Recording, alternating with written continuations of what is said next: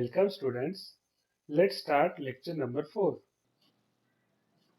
Activity आपण पुढे बघणार आहोत. या ऍक्टिव्हिटीवरून आपल्याला काही कन्क्लुजन काढायचे आणि ते कन्क्लुजन हे एक थेरम आपल्याला पुढे जाऊन असणार आहे. ठीक आहे, सर्वप्रथम आपण ती ऍक्टिव्हिटी ड्रॉ करूया. ओके, सो इथे मी आता ट्रायंगल काढणार आहे, ट्रायंगल एबीसी.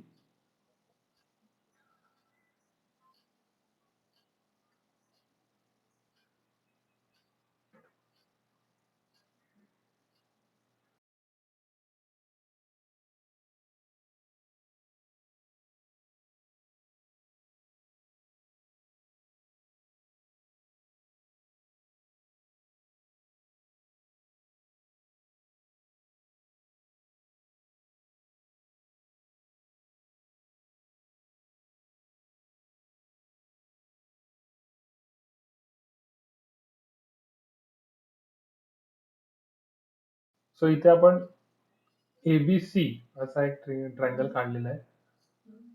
तुम्हाला हवा त्या मापाचा तुम्ही काढू शकता, कुठल्याही शेपचा काढू शकता, स्केलर, आयसोस्केलर, इक्विलॅटरल, नो प्रॉब्लेम. नंतर आपण असा एक कर्व काढून घेतोय जो की साइड ए बी आणि साइड बी सी या साइडला टच करेल पॉइंट बी पासून. सो बी पासून दोन्ही साइडवर एक फिक्स डिस्टन्स आपण तयार केले बघा इथे. सो हे एक फिक्स डिस्टन्स आहे बी पासून आणि तिथून पुन्हा एक मी कर्व काढला. तसंच आता मी साइड ए बी वरून कर्व काढणार आहे. सेम डिस्टन्स मी चेंज नाही केलंय. मला अँगल बायसेक्टर काढायचं ऍक्च्युली आणि अशा पद्धतीची गणित आपण 7वीला केलेत. How to draw angle bisector. So हे तुम्हाला सांगण्याची गरज तशी लागली नाही पाहिजे. तुम्हाला आलं पाहिजे अँगल बायसेक्टर कसा काढायचं ते. पण ठीक आहे, तरी आपण बघतो ऍक्टिव्हिटीच्या माध्यमातून. व्हिडिओ पॉज करून तुम्ही स्वतः ऍक्टिव्हिटी काढणार आहात आता.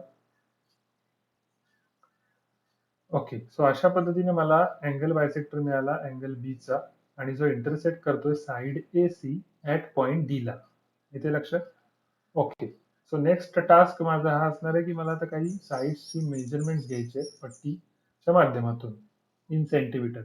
ठीक आहे, सो ते पुस्तकात ही ऍक्टिव्हिटी दिली आहे. त्यांनी म्हटलं की A B, B C, AD आणि डी सी अशा व्हॅल्यूज आपल्याला हव्यात. सो ए बी आता मला पहिला फाइंड आउट करू देत. A B is equal to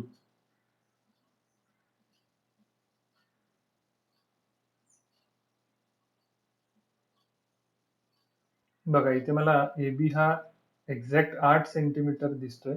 so मी 8 सेंटीमीटर लिहिणार आहे.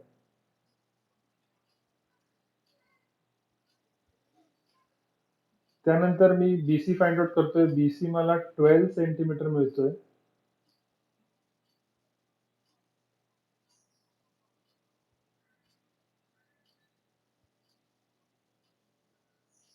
BC is equal to 12 centimetre.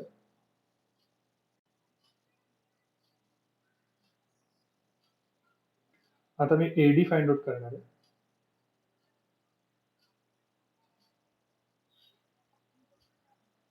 A to D हे अप्रॉक्सिमेटली 4.2 समथिंग. 4.2 मी घेतोय. 4.1 पण घेऊ शकतो मी, पण मी 4.2 घेतोय. थोडंसं मला वाटतं तो 4.2.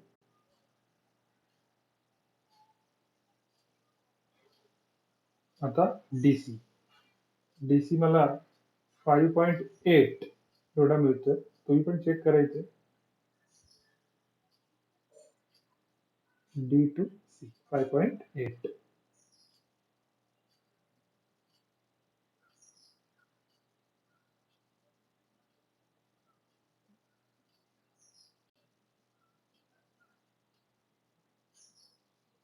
ओके, तर अशा पद्धतीने जेव्हा मी ऍक्टिव्हिटी केली त्यानंतर मला AB is equal to 8 centimetre मिळाला, BC is equal to 12 centimetre मिळाला, AD is equal to 4.2 centimetre मिळाला आणि DC is equal to 5.8 centimetre मिळाला.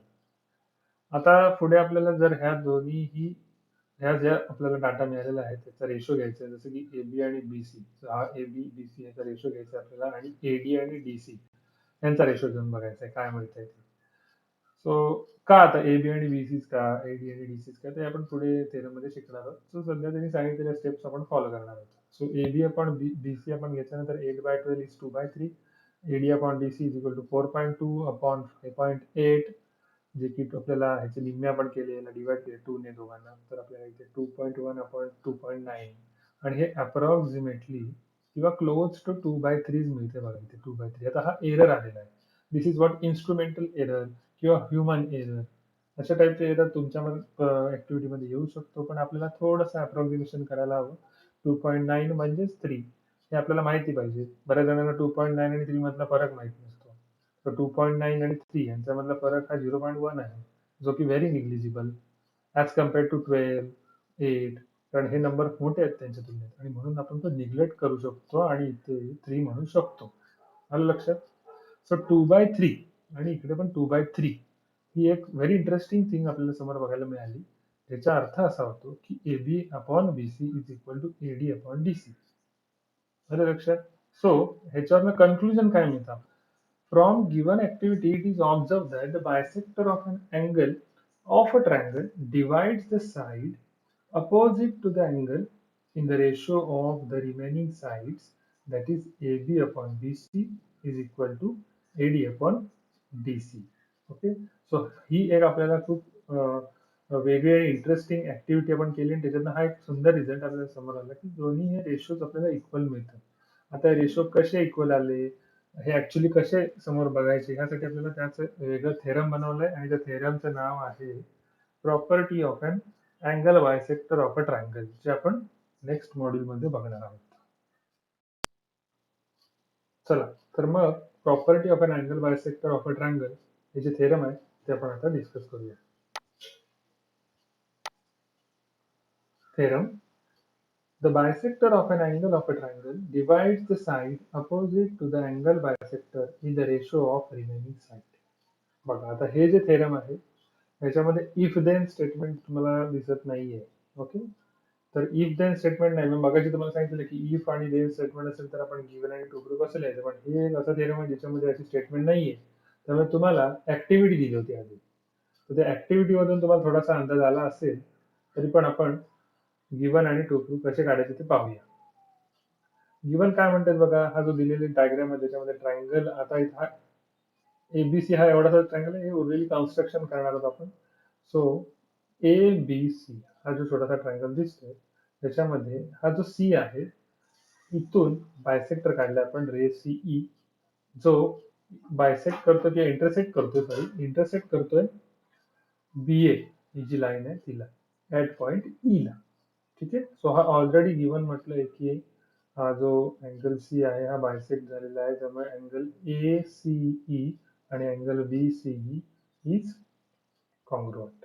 हे ऑलरेडी गिवन दिलेलं आहे.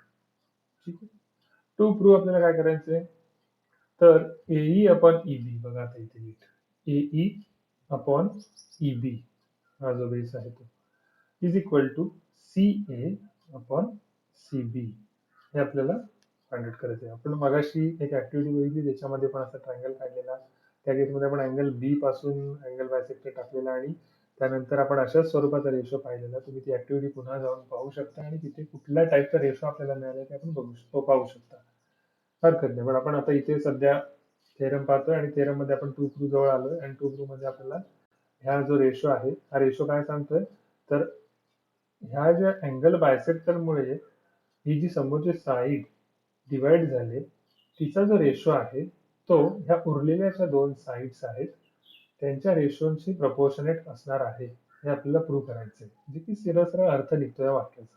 ठीक आहे, म्हणून ह्या वाक्यात आपण असा अर्थ काढला, the bisector of an angle of a triangle divide the side, काय करतो तो, divide the side opposite to the angle bisector. हा जो अँगल बायसेक्टर आहे त्याच्या अपोजिटची साईड कोणती आहे, ही ए बी साईड आहे, तिला त्याने डिवाइड केलं आहे in the ratio of the remaining sides. ज्या रिमेनिंग साइड्स आहेत त्यांच्या रेशो मध्ये, म्हणजे ए सी किंवा C A upon C B is equal to E A upon E B, AE किंवा ई ए. अशा स्वरूपाचा आपल्याला टू प्रूफ इथे समोर आलेला आहे. ठीक, कन्स्ट्रक्शन आपल्याला इथे बऱ्याच करायच्या बघा. कन्स्ट्रक्ट काय करायचे, line parallel, draw line parallel to ray CE. आता सीई हा रे आपल्याला अँगल बायसेक्टर आपण काढलेला आहे, त्यालाच पॅरलल आपल्याला लाईन बीडी काढायची आहे, बरोबर. कशी काढायची लाईन, तर ती पासिंग थ्रू पॉइंट बी, म्हणून ती इथून निघाले आणि extend AC so as to intersect it at point D. So AC सुद्धा आपण असा एक्सटेंड केला इकडे. आता इथे मी डॉटेड लाईन काढलेली नाही मी डायग्राम. सो तुम्हाला काळजी घ्यायची आहे. इथे चित्रामध्ये कलरच्या माध्यमातून दाखवण्याकरता मी डॉटेड लाईन नाही काढता आली मला इथे. पण तुम्ही जेव्हा कन्स्ट्रक्शन काढाल तेव्हा तुम्हाला डॉटेड लाईन इथे दाखवायचंय जी की AC एक्सटेंड केलेली आहे डी पॉइंटला आणि बी पासून आपण अशी लाईन काढायची जी सीई रे सीई जो आहे त्याला पॅरलल असेल. इथे लक्षात, अतिशय सोपी अशी कन्स्ट्रक्शन इथे आपल्याला तयार करायची. ठीक आहे, नेक्स्ट आता आपण प्रूफ कडे वळूया. Ray CE is parallel to ray BD and AD is transfer. Sir बघा, आता सीई आपण ऑलरेडी कन्स्ट्रक्शन मध्येच म्हटलंय की CE is parallel to BD. असं जर घेतलं तर ह्या दोन पॅरलल लाईन्स मधून ही सीबी आणि ही एडी अशा दोन लाईन्स जातात. बघा, ही रे सीई आणि साइड बीडी ह्या ज्या दोन पॅरलल लाईन्स आहेत यांच्यामधून दोन प्रकारचे ट्रान्सव्हर्सल तयार होतात. एक म्हणजे सीबी आणि दुसरी आहे एडी किंवा सीडी. तर सुरुवातीला आपण एडी ही ट्रान्सव्हर्सल घेतो इथे पूर्ण आणि त्याच्यावर आपल्याला काय मिळते बघूया आपण.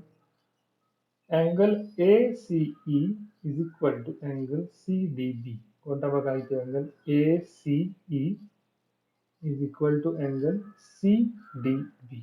ऑब्विसली जर आपण CD किंवा AD जिथे म्हटलंय ट्रान्सव्हर्सल घेतोय तर आपल्याला हा जो इथे अँगल दिसतोय, हा पॉइंटर नीट बघा, हा जो अँगल आहे तो आणि हा अँगल जो आहे हा अँगल आपल्याला इक्वल अँगल मिळतो. याचं रिझन आहे करस्पॉन्डिंग अँगल्स.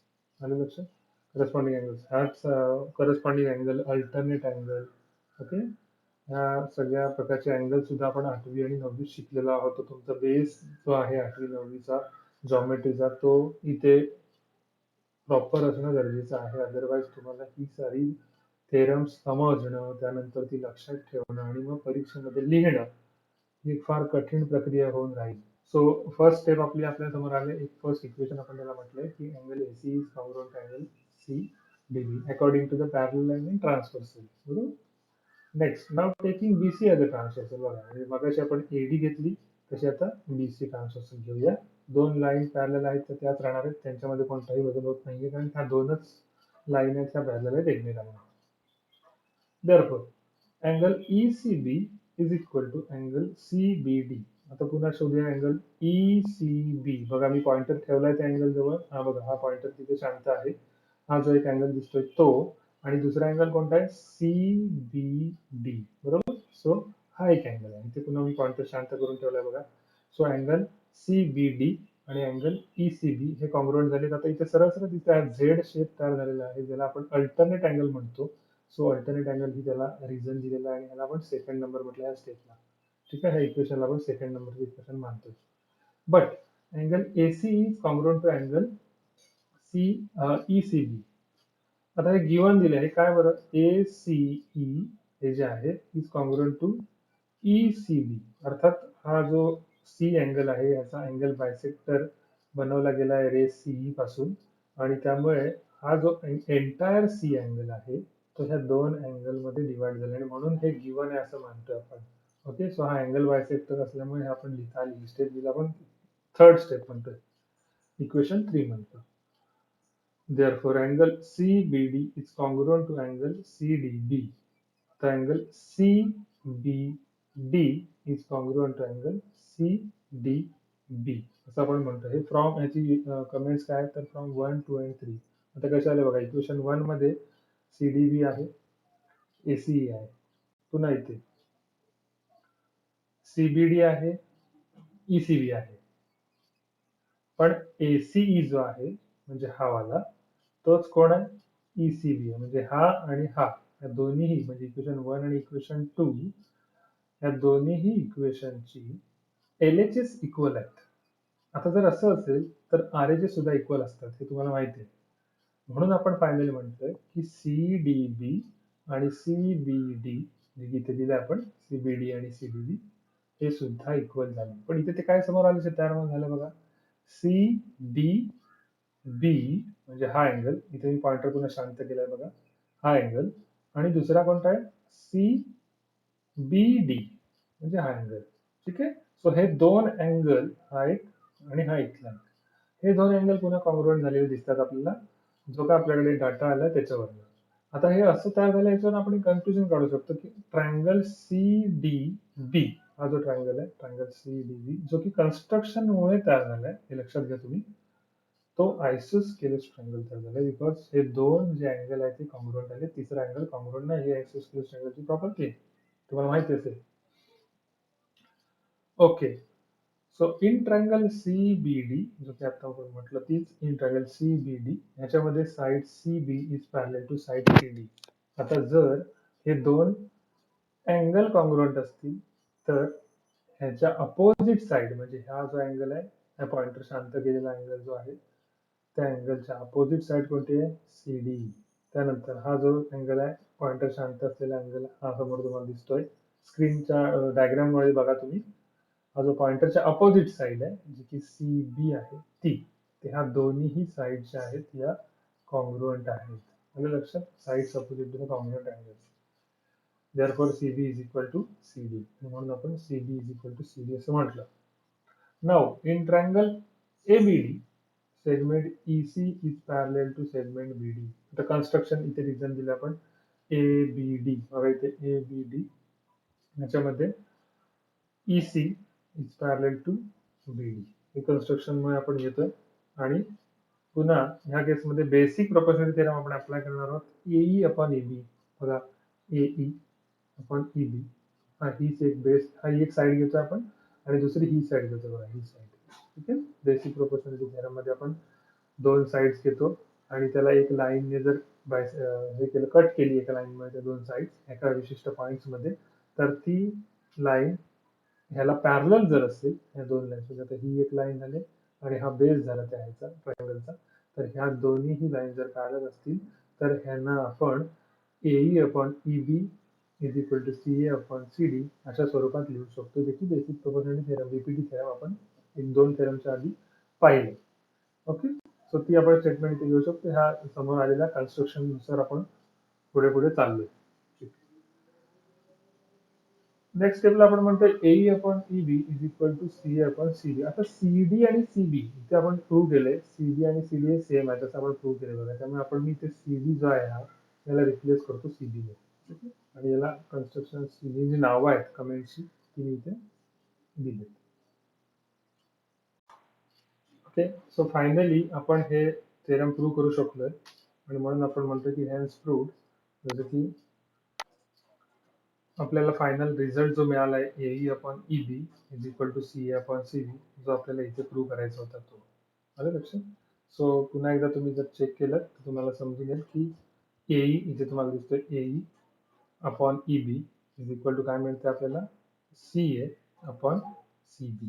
ठीक आहे, ही जी आपली स्टेटमेंट आहे त्यामध्ये असंच म्हटलंय की हा जो बायसेक्टर CE जो आहे तो काय करतोय, डिवाइड करतोय AB ला दोन भागांमध्ये असा, जेणेकरून हा जो रेशो मिळाला AE अपॉन EB, हा काय करतोय, equal to the ratio of remaining side, जसे की CA अपॉन CB, जे आपल्याला इथे प्रूव्ह करता आलेलं आहे. ठीक आहे, सो पुन्हा एकदा तुम्ही ऍक्टिव्हिटी चेक करा आणि आपला हा फायनल रिझल्ट आहे तो त्याच्यावरनं समजून घेऊ शकता. ठीक आहे. For more information, alternate proof for property of an angle bisector of an triangle. तर मगाशी आपण सेम थेरम पाहिलं for angle bisector of a triangle, पण आता त्याचं वेगळं अल्टरनेट प्रूफ आपण बघणार आहोत. त्याच्यासाठीची ही आहे डायग्राम, आणि डायग्राम मध्ये आपण बघतोय ट्रायंगल एबीसी आहे आणि अँगल ए हा बायसेक्ट केलाय एपी ह्या रेने, त्याच्यामुळे अँगल BAP आणि अँगल CAP हे दोन इक्वल किंवा कॉन्ग्रुएंट अँगल तयार झाले, म्हणून हे आयडेंटिकल मार्क्स इथे दाखवले. ओके, तर आपल्याला गिवन आणि टू प्रूव्ह हे ऑलरेडी माहिती आहे, कारण आपण सेम थेरम आधी पण डिस्कस केले वेगळ्या मेथडने.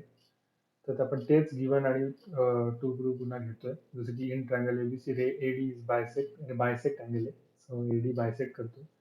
आणि टू प्रूव्ह आपण म्हणतोय इथे AB upon AC is equal to BD upon DC. बघा, AB upon AC is equal to BD upon DC.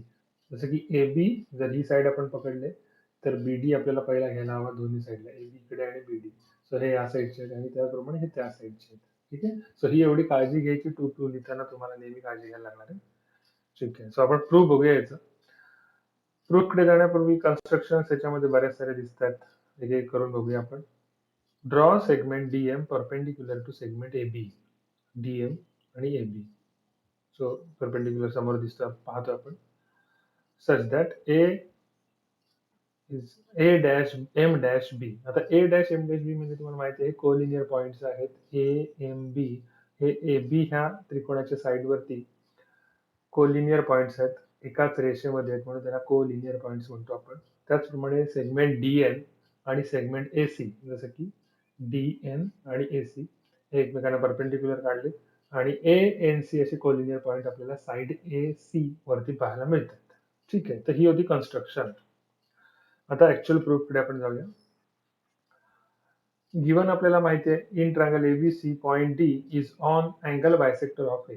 जसं की हा एपी रे जो आहे हा अँगल बायसेक्टर आहे अँगल ए चा, measure angle B A C चा एपी हा अँगल बायसेक्टर आहे. त्यावरती हा डी पॉइंट आपण घेतलाय. ठीक आहे. Therefore DM is equal to DN. तर मग आपण असं पण लिहू शकतो बघा, DM is equal to DN.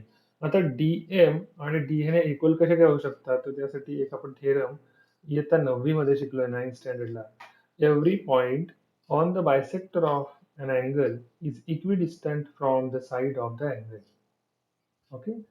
So bisector वरती कोणताही आपण एक पॉइंट घेतला, आलं लक्षात. हा एक बायसेक्टर आहे, हा रे आहे. ह्या रे वरती पॉइंटरकडे लक्ष द्या तुम्ही. ह्या रे वरती जर आपण कोणताही पॉइंट, जसं की इथे आता इथे डी घेतलाय, तर तुम्ही इथे अजून अजून एक्स वाय झेड वॉटेवर तुम्हाला जे नाव द्यायचं ते घ्या. तर त्या पॉइंट पासून ह्या ज्या बाजू आहेत, ह्या ज्या साईड्स आहेत, जसे की इथे ए बी आणि ए सी साईड दिसते, यांच्यामधलं जे अंतर आहे हे कसं असणार आहे, सेम असणार आहे. आलं लक्षात.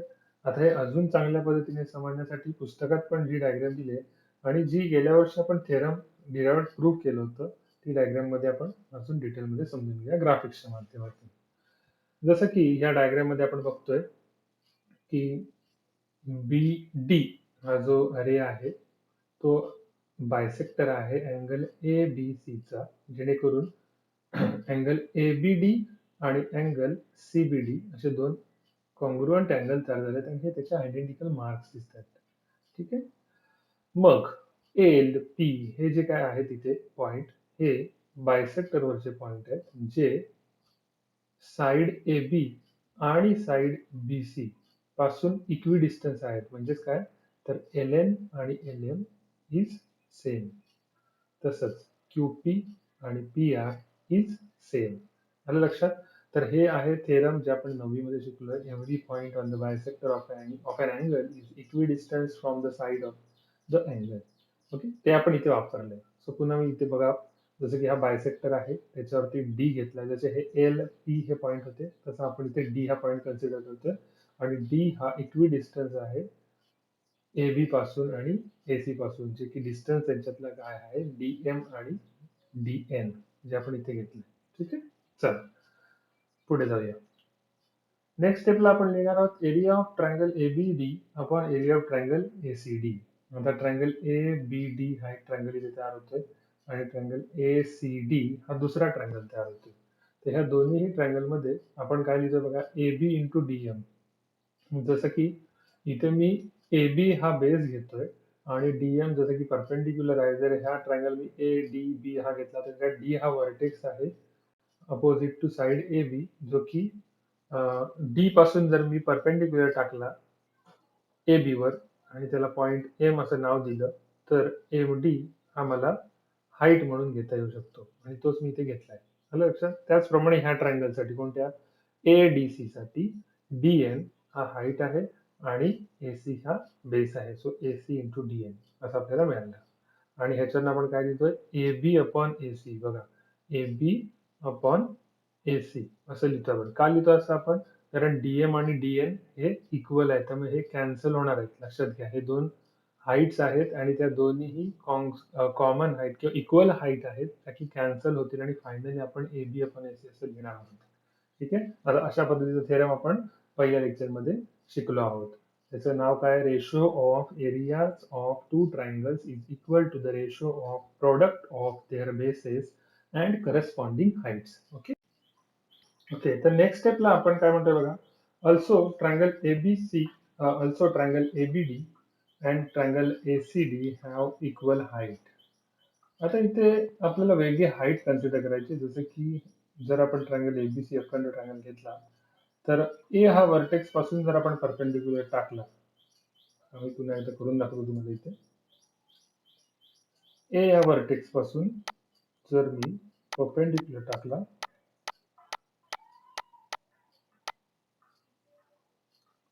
आणि ह्या पॉइंटला मी नाव दिलं एक्स, तर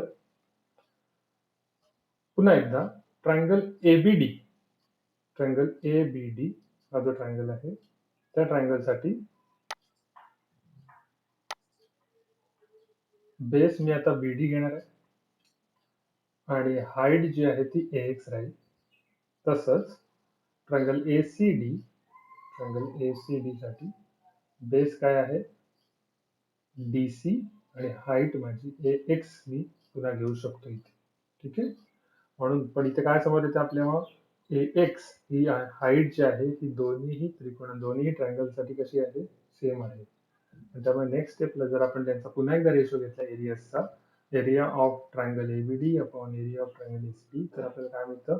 बीडी अपॉन डीसी. इथे आपण फक्त बेस घेतोय म्हणून आपण म्हटलं ट्रायंगल्स हॅव्हिंग इक्वल हाईट्स. त्यामुळे हाईट कॅन्सल होतील आणि आपण फक्त बेस घेऊ. सो आधीच्या केसमध्ये आपण सेम ट्रायंगल घेतले होते, पण त्यांचे बेसेस आणि हाईट्स वेगळ्या होत्या.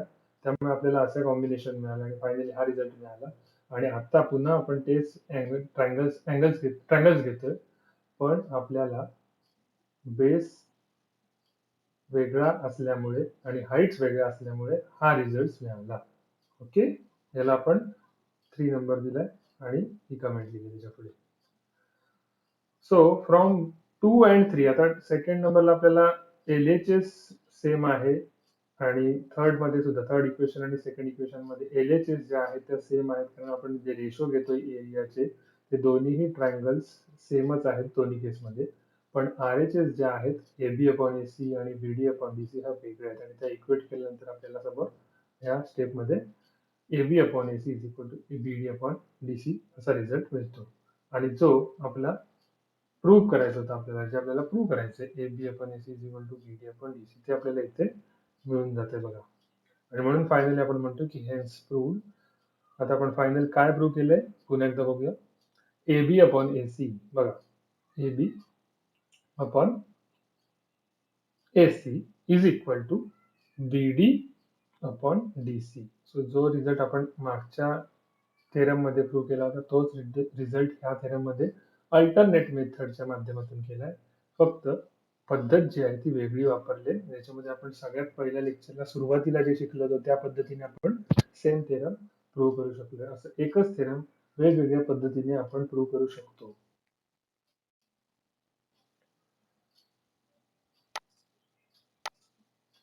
Converse of angle bisector theorem. Angle bisector theorem जे होतं त्यामध्ये ज्या गोष्टी गिव्हन होत्या त्या प्रूव्ह करायच्या. जसं की हा जो रेशो आहे हा आपल्याला इथे प्रूव्ह करायचा आहे आणि गिव्हन काय दिलेलं की एडी बायसेक्ट बीएसी. या केसमध्ये एडी जो आहे तो बायसेक्ट करतो बीएसी, हे गिव्हन दिलेलं. सो हे दोन अँगल जे आहेत, अँगल बीएडी आणि अँगल सीएडी, हे कॉन्ग्रुएंट आहेत कारण ते बायसेक्ट केले गेले त्या बायसेक्टरमुळे, असं सांगितलं होतं आधी आणि ते गिव्हन होतं. पण ह्या केसमध्ये आपल्याला ते प्रूव्ह करायचे आणि हा रेशो जो आहे तो मात्र आता गिव्हन दिलेला आहे. तर कशा करायचं हे गोष्टी, अशा पद्धतीची सम्स, अशा पद्धतीचे थेरम ते आपण या मॉड्यूलमध्ये बघणार आहोत. सर्वप्रथम गिव्हन आपल्याला माहिती आहे की आता ही गोष्ट आपल्याला गिव्हन दिली आहे, सो आपण लिहूया AB upon AC is equal to BD upon DC. त्यानंतर to prove angle BAD is congruent to angle DAC. लक्षात घ्या इथे बघा पुन्हा एकदा बीएडी हा जो अँगल आहे आणि डीएसी हा अँगल, हा हे दोन अँगल जे आहेत ते कॉन्ग्रुएंट दाखवायचे, कारण हा जो एडी आहे हा बायसेक्टर आहे आणि तो बायसेक्ट करतोय अँगल ए ला किंवा अँगल बीएसी ला. आलं लक्षात? ओके. कन्स्ट्रक्शन पुन्हा आपण अँगल बायसेक्टर थिअरमच्या पहिली पद्धतीने जे बघितलं तर त्यामध्ये जशा टाईपची कन्स्ट्रक्शन आहे, जसं की बीए जो आहे, बीए साईड जी आहे ती आपल्याला एक्सटेंड करायची आणि इकडनं सी या पॉइंट पासून अशी लाईन काढायची जी ह्या एडी ला पॅरलल असेल आणि मग ती फायनली ई या पॉइंटला इंटरसेक्ट होईल.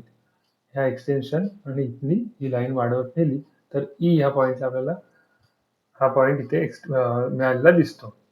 अशा पद्धतीने आपल्याला इथे एक ट्रायंगल तयार झालेला दिसतोय ए सी ई. तर ही आहे आपली कन्स्ट्रक्शन. बघा, draw line E C parallel to AD passing through point C. बघा, पॉइंट सी मधून ई सी अशी लाईन काढायची जी एडी ला पॅरलेल आहे. Extend B A so as to intersect at point E. B A extend करा त्याच्यामुळे point E ला इंटरसेक्शन मिळेल. ठीक. Proof in triangle EBC. बघा, ट्रायंगल EBC हा पूर्ण मोठा जो ट्रायंगल आपल्याला मिळतोय, हा पूर्ण ट्रायंगल आपण सिलेक्ट करतोय. Ray AD is parallel to side EC. AD हा जो रे आपण घेतलाय त्याला EC ही पॅरलल आहे. हे कन्स्ट्रक्शन वरून आपण लिहितोय. Therefore BD upon DC is equal to AB upon AE. आता आपल्याला BPT थेरम माहितीच झालेला आहे. सो BPT मध्ये ही पॅरलल लाईन आणि ही पॅरलल साइड असल्यामुळे हा बघा BD upon DC is equal to BA upon AE. अशा पद्धतीचे आपल्याला रेशोज मिळू शकतात, ज्याला आपण इक्वेशन 1 म्हटलंय आणि कमेंट दिलंय BPT. Also BD upon DC is equal to AB upon AC. जसं की BD upon DC is equal to AB upon AC. हे आपलं बी अँगल बायसेक्टर थेरम आहे आणि त्या थेरम प्रमाणे आपण अशा पद्धतीने हे रेशो लिहू शकतो. हे आपण आत्ताच शिकलोय. ठीक आहे, ह्याला इक्वेशन 2 म्हटलं आपण आणि हे गिवन दिलेलं आहे. तर फ्रॉम 1 अँड 2 आपण काय लिहू शकतो, जसं की ह्या दोन्हीही इक्वेशन्स मध्ये बीडी आणि बीडी अपॉन डीसी, बीडी अपॉन डीसी म्हणजे एलएचएस ज्या आहेत त्या इक्वल आहेत, त्यामुळे आरएचएस इक्वेट करतोय आपण. इथे इक्वेशन 2 समजायचं, तुम्हाला इथे 1 टाईप झालाय. तर आरएचएस जे आहे ते आपण कम्पेअर करणार आहोत आणि आपल्याला फायनली मिळतंय की A B upon A is equal to A B upon A C. तर ह्या रेशोमध्ये न्यूमरेटर दोन्ही साईडला कॉमन आहेत, सेम आहेत, त्यामुळे तेही कॅन्सल होतील आणि आपल्याला 1 upon A is equal to 1 upon A C मिळेल, जे की आपण A is equal to A C असंही लिहू शकतो आणि ते आपण पुढे लिहिणार आहोत. ठीक आहे, this is the third equation, A is equal to A C. So A E, look at this, A E आणि ए सी. ओके, अशा पद्धतीचा जो ट्रायंगल आहे ज्याच्या दोन बाजू कॉन्ग्रुएंट असतील तर हा कुठल्या पद्धतीचा ट्रायंगल तयार होतो, तर हा आयसोस्केलस ट्रायंगल तयार झालेला आहे. हे आपल्याला इथे मिळालंय, म्हणजे हा आता आयसोस्केलस ट्रायंगल तयार झालाय. ओके, जर हा आयसोस्केलस ट्रायंगल असेल तर ह्या दोन्हीही कॉन्ग्रुएंट ज्या साइड्स आहेत त्यांचे अपोजिट अँगल्स जे असतात, जसं की एसी ही जर साइड घेतली तर हिच्या अपोजिट अँगल माझा ई आहे. त्यानंतर एई ही जर मी साइड घेतली तर हिच्या अपोजिट अँगल माझा सी आहे. त्यामुळे अँगल ई आणि अँगल सी हे सुद्धा कॉन्ग्रुएंट होणार. म्हणून आधी आपण म्हणूया तसं की hence triangle ACE ACE is an isosceles triangle. Therefore, triangle ACE is congruent to triangle AEC. बघा, triangle angle ACE is congruent to angle AEC. हे इक्वेशन नंबर 4 म्हटलं आपण. ओके, सो इथपर्यंत तुम्हाला समजलं असेल. आता पुढे जाऊया आपण. As ray AD is parallel to side EC. बघा, हा जो रे एडी आहे हा कसा आहे, EC ला पॅरलेल आहे. हे आपण कन्स्ट्रक्शनने काढलेलं आहे, त्यामुळे आपण इथे घेतोय ते. आणि आता ह्या केसमध्ये दोन आपल्याला ट्रान्सव्हर्सल मिळतात. बघा, ही अशी अखंड लाईन बघा आणि ही एक लाईन बघा, या साईड आहे ही ट्रायंगलची. ह्यामध्ये ही एक ट्रान्सव्हर्सल असू शकते आणि ही एक ट्रान्सव्हर्सल असू शकते. तर सर्वप्रथम आपण AC ट्रान्सव्हर्सल घेतोय, AC वाली ही ट्रान्सव्हर्सल घेतोय. याच्यामुळे काय मिळतं आपल्याला, angle DAC is congruent to angle ACE. बघा, angle DAC is congruent to angle ACE. आलं लक्षात? सो हा एक अँगल, माझा पॉइंटर बघा तिथे जाऊन शांत झालाय त्या अँगलच्या समोर. सो हा एक अँगल आणि हा दुसरा एक अँगल. सो हे दोन कसे आहेत, अल्टरनेट अँगल आहेत, कारण या दोन पॅरलल लाईन्स आहेत आणि ही ट्रान्सव्हर्सल आहे. त्यामुळे मला इक्वेशन 5 जे आहे ते अशा स्वरूपात मिळतंय आणि मी त्याला कमेंट जी देणार आहे ती पेअर ऑफ अल्टरनेट अँगल अशी असेल. त्याचप्रमाणे जर मी सेम ह्या दोन पॅरलल लाईन घेतल्या एडी आणि EC, पण आता मात्र AE किंवा BE, कारण हे कोलिनियर लाईन्स पॉइंट्स आहेत, सो ए किंवा बी अशी एक ट्रान्सव्हर्सल मी जर कन्सिडर केली, तर आता मला दुसरे पेअर्स मिळत आहेत कॉन्ग्रुएंट अँगलच्या, जे की अँगल BAD म्हणजे कोणता बघा, BAD. आता मी पुन्हा पॉइंटर ठेवला इथे शांत, हा जो अँगल दिसतोय तो, आणि अँगल AEC, हा बघा अँगल AEC, आलं लक्षात? सो हा पुन्हा पॉइंटर ठेवतो इथे. सो हा एक अँगल आणि हा एक अँगल, हे दोन अँगल मला कॉन्ग्रुएंट मिळतात. आता मला सांगा हे कुठल्या रिझनमुळे कॉन्ग्रुएंट होत आहेत, तर आपण इथे लिहिलंय की पेअर ऑफ करस्पॉन्डिंग अँगल. तर ही एक पेअर आहे करस्पॉन्डिंग अँगलची. तर हे दोन अँगल जे आहेत, हा अँगल ई आणि हा अँगल ए, हा वाला अँगल ए, हा करस्पॉन्डिंग अँगल्स आहेत. मग आपल्याला काय मिळतंय बघा, therefore angle BAD is congruent to angle ACE. आता हे आपण कसं लिहू शकलो, फोर्थ जे हे आहे इक्वेशन, त्याच्यामध्ये angle ACE is congruent to angle AEC असं म्हटलंय. तर इथे AEC आपल्याला मिळालं, पण AEC म्हणजेच ACE फ्रॉम 4, म्हणून आपण AC ह्याच्या जागी लिहून घेतलं. आता हे दोन्ही इक्वेशन 6 कन्सिडर करू शकतो, नो प्रॉब्लेम, ते चुकून झाले इथे. सो आयदर इथे म्हणा किंवा इथे म्हणा, आणि हिची कमेंट जी आहे ती 4 आहे, नो प्रॉब्लेम. सो फायनली आपल्याला काय मिळतंय बघा, angle BAD is congruent to angle ACE. So इथे आपण चेक करूया, angle BAD is congruent to angle ACE. आधी हा अँगल हा होता, पण हा आणि हा सेम असल्यामुळे हा आणि हा अँगल हे सुद्धा कॉन्ग्रुएंट झाले. Therefore, angle BAD is congruent to angle DAC. So, DAC हा पुन्हा आता हा अँगल आहे, कारण हा अँगल ह्याला कॉन्ग्रुएंट होता, जे की फ्रॉम 5th आणि 6th या पोझिशनवरून काढलं बघा. इथे ACE जो आहे, हा ACE हा DAC ला कॉन्ग्रुएंट आहे. आता हा AC इथे पण आहे, तर ह्या AC च्या जागी आपण हा DAC टाकला, तर आपल्याला angle BAD is congruent to angle DAC मिळतो. So angle BAD is congruent to angle DAC. So हे दोन, हा पॉइंटर चेक करा, हा आणि हा, हे दोन अँगल आपल्याला फायनली कॉन्ग्रुएंट मिळाले, आणि म्हणून आपण म्हणतो की हेन्स प्रूव्ड. जो हेच आपलं टार्गेट होतं, आपल्याला हेच प्रूव्ह करायचं होतं, angle BAD is congruent to angle DAC.